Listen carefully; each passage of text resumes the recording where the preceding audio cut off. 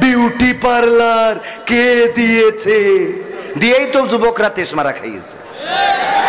কারণ ওখান থেকে সাজুগুজু করে বের হয়, আর এরা মনে করে আরে আল্লাহ পরিমণি যায়। আল্লাহ জীবনে কিছু পায় বা না পায় তোমার ইচ্ছা। হ্যাঁ, সোনা চাই নাকি সোনা চাই না, টাকা চাই আমি, জীবনে কিছু পাই না পাই তোমারে চাই, এই তোমারে চাই বলে বলে যখন বাড়িতে আনলো আর এই মেকআপ ধুয়ে গেল, বিউটি পার্লারের মেকআপ যখন ধুয়ে এইবার গান গাওয়া শুরু করে, আমি পারি না আর পারি না, আমি কেন মরি না, আজরাইল কি চিনে না আমারে গো, আমি পারি না আর পারি না। হয়তো 2 দিন আগে মরবো, পরে মরলে হয়তো 2 দিন পরে মরবো, আগে মরলে কি ক্ষতি, এই দুনিয়ার রং তামাশা বুঝলাম না রে এক রতি, ও আমার ঘরের রমণী সে যে কাল নাগিনী, ঘরের রমণী সে যে কাল নাগিনী, মেকআপ করে আমারে বাজাইলো 12টায়, আমি পারি না আর পারি না। ঠিক না বেঠে? তবে এটা ভালো যে আমার পুরুষেরা এটা বলে যে হয়তো 2 দিন পরে মরবো, আগে মরলে কি ক্ষতি, আমারে তুলে নাও, এটা পুরুষরা বলে। আর নারীরা কি বলে জানেন? কয়ে তোর মরণ করে না কেন, তুই মরিস না কেন, তোর আজরাইল দেখ, মানে তোর আজরাইল দেখে না কেন, মানে আপনার তো আর বলা যায় না, তোর আজরাইল দেখে না কেন। এরকম আছে না নাই?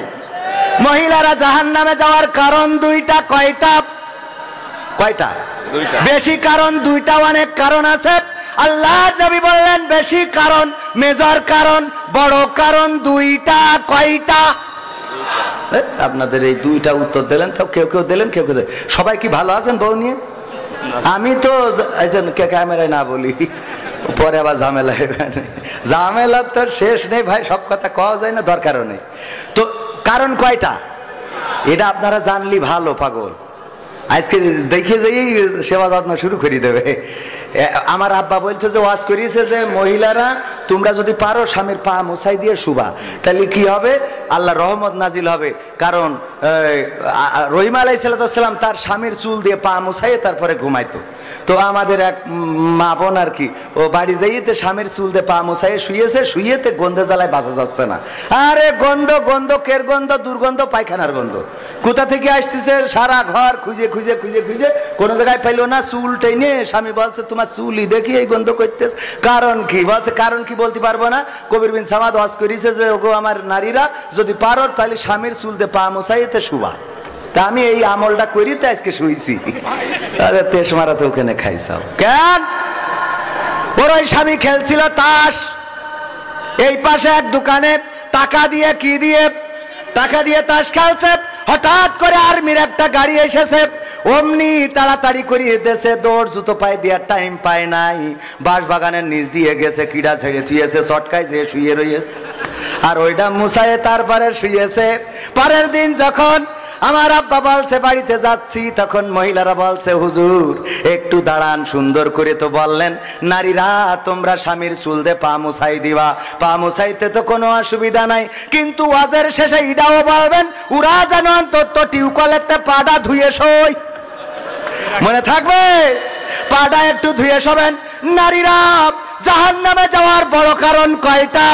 বিশ্ব নবী সাল্লাল্লাহু আলাইহি সাল্লাম বলেছেন 2টা কারণে নারীরা বেশি জাহান্নামী। তার মধ্যে 1 নম্বর কারণ হলো তারা স্বামীর নাশুকুরি করে, স্বামীর প্রতি অকৃতজ্ঞ হয়, স্বামীর প্রতি এতটাই অকৃতজ্ঞ হয়, স্বামী যা দেয় তা পছন্দ হয় না, স্বামী যা আনে তা ভালো লাগে না, স্বামী যা পরে তা ভালো পছন্দ হয় না, স্বামী যা পরায় তা পছন্দ হয় না।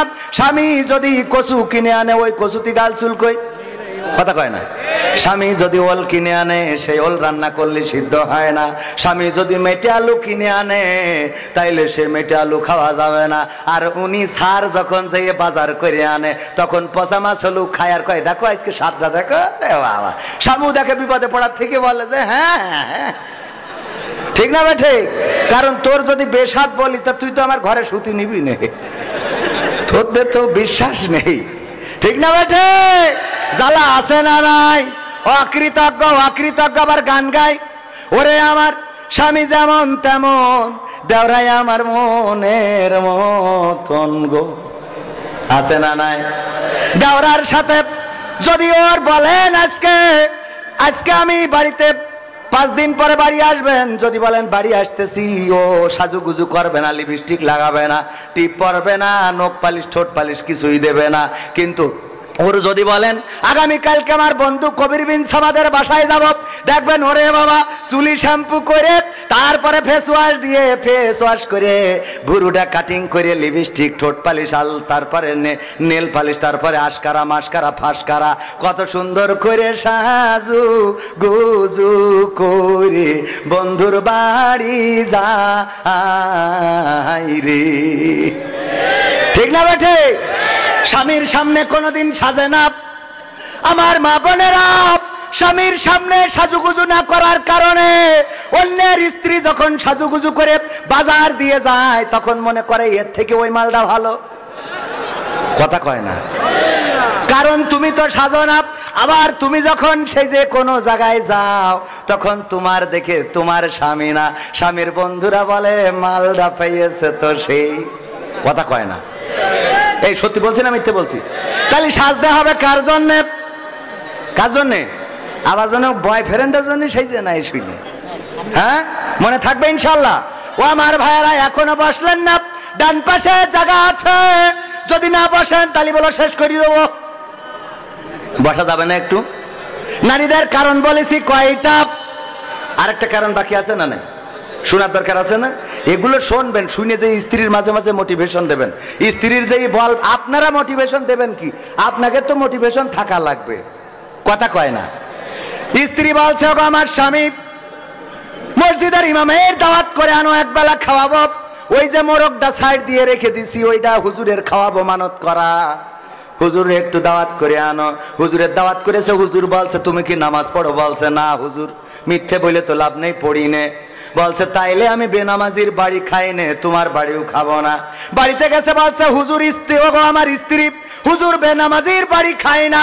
স্ত্রী বলছে ভাই বেনামাজির বাড়ি যেহেতু খায় না, তুমি নামাজ পড়া শুরু করো, করে হুজুরের দাওয়াত করো, কারণ আমি মানত করেছি এই মোরগটা হুজুরে জবাই করে খাওয়াবো। যদি আমি এটা না খাওয়াই, আল্লাহর কাছে দায় ঠেকা হয়ে যাব। সুতরাং তুমি যাই করে হোক তাই করে নামাজ পড়া শুরু করো। বলছে ও আমার দিয়ে হবে না। হবে না তাইলে যেভাবে হোক হুজুরে দাওয়াত করো। বলছে আমি শুনেছি হাদিসে আমপারায় আছে যে বোঝজনে মিছে কথা বলা যায়। তো যাই হুজুরের বলছে 3-4 দিন পরে যে হুজুর আমি নামাজ পড়া ধরেছি, আপনি আসেন এবার দাওয়াত নেন। দাওয়াত সত্যি দেওয়া? হ্যাঁ, নামাজ পড়তে দাওয়াত যেই খাতি যেই হুজুর খাতি বসে বলছে যে বলো ফজরের নামাজ, ফজরের ফরজ নামাজ কয় রাকাত? তা বলছে হুজুর খাওয়ার সময় কথা কথি নেই। স্ত্রী বুঝতে পেরিয়েছে ও কাইতে হবে, ফেল করবে। রান্না করতে বলছে বলো 2 রাকাত, 2 রাকাত। রান্না করতে দেখাচ্ছে ইশারায় 2 রাকাত। তা বলছে যে হুজুর খাই নেন, বলবানে? বলছে না, আগে বলো, আমি ইন্টারভিউ করিনি। বলো ফজরের ফরজ নামাজ কয় রাকাত? বলছে হুজুর খাওয়ার সময় কথা বলতে নেন, খেয়ে নেন, লাস্টে বলবো, শুনে বাড়ি চলে যাবেন। স্ত্রী বলছে বলো 2 রাকাত। বলছে হুজুর বলাই কি লাগবে? না বললে তো খাবো না, কারণ আমি বেনামাজির বাড়িতে খাই না। বলছে দেখেন ফজরের ফরজ নামাজ হইল 4 রাকাত। রান্নাঘর তো বলছে 2 রাকাত। বলছে 4 রাকাত। হুজুরি হয়ে গে রাখ। ও বারান্দাতে নেমে লাভ দেয়, হাঁটা দেশে যে আমার সাথে মিথ্যে কথা বলো, তুমি নামাজ পড়িয়েছো। স্ত্রী রান্নাঘরতে ঝাঁপ দিয়েছি, বলছে এই কবার দেখালাম তোর যে 2 রাকাত? হ্যাঁ কবার দেখালাম? মানে এখন তো তুই তামারি করে, এই জন্য বললাম। আগে তুমি আমি আজ যাই হোক, আগে বকাঝকা দিল, আপনি সাইড তো না। এখন কি আর আপনি কয়ে তুই কি ভাবিছিস?